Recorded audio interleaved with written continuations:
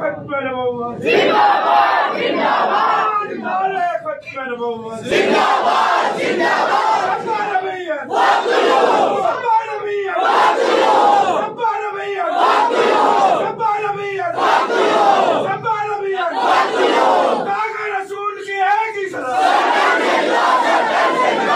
जल्द उम्मत मुसलमान के दिलों में ठंडक पहुंचने वाली और हमारी आंखें ठंडी होने वाली हैं।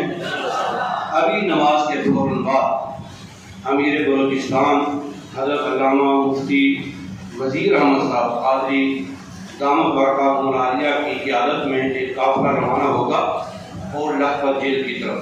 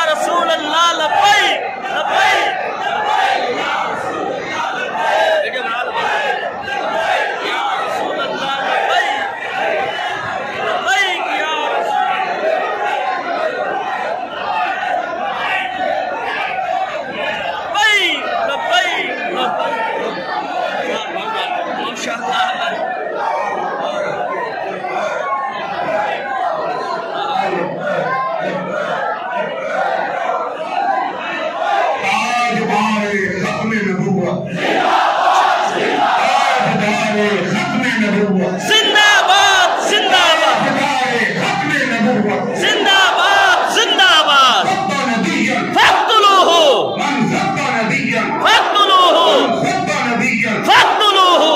तमाम हज़रात नमाज के बाद किबला मुफ्ती साहब की क़ियादत में कोट लखपत जेल तशरीफ ले जाएंगे। इंशाअल्लाह लाएंगे उनका यहाँ भी इस्तक़बाल होगा, वहाँ भी इस्तक़बाल।